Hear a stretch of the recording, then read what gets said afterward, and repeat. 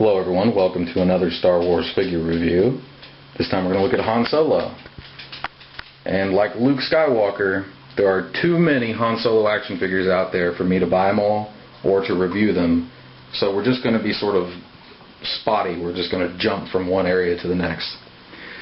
But we've got to start with the vintage. We talked about these two in the first 12 video that I did. But what it is you have this version of Han Solo. Came out in the first 12 action figures, and he has a small head. But I think he looks pretty proportional, looks pretty good. Well, for some reason they gave him a really big head in later releases.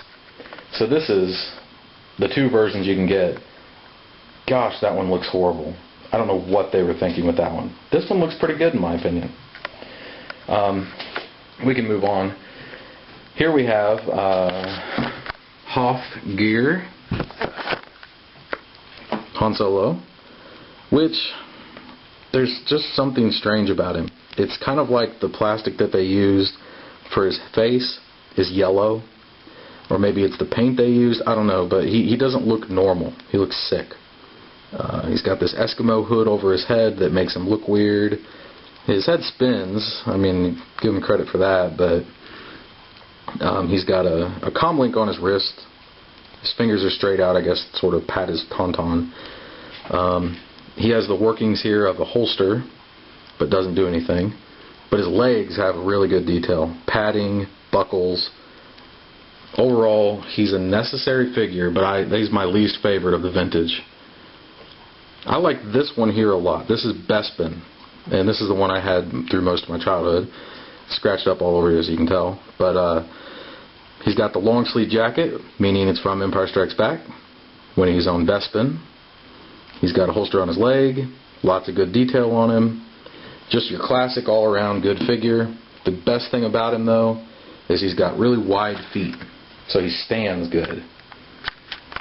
A good figure. Then they have another really good version of him for Return of the Jedi. This is the only Han Solo for Return of the Jedi. He's wearing back to the old vest.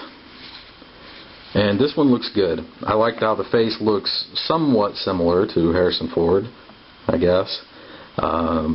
He's got an open collar. He's got pockets on his vest. You can have him run around shooting all kinds of people. Excellent. Did a good job. But he comes with this.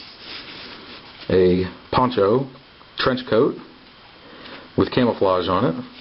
Some versions of this, you see mine has a collar on it. Other versions had a different looking collar,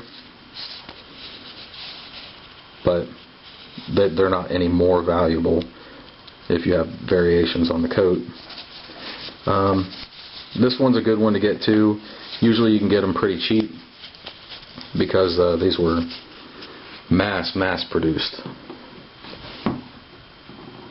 And finally, Power of the Force, Han Solo got another shot, and this is Han Solo in carbonite. He came with a carbonite slab, and you can put him behind it, and the clear plastic sort of shows through, so he looks really cool.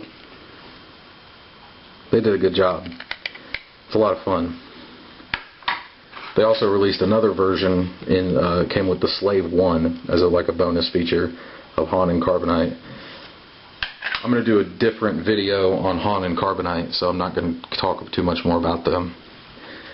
But the vintage stuff, you got to get at least one. If you have to get one, these guys are pretty cheap and they're well rounded.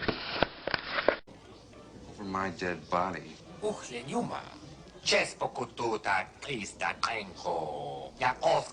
Yes, I bet you have.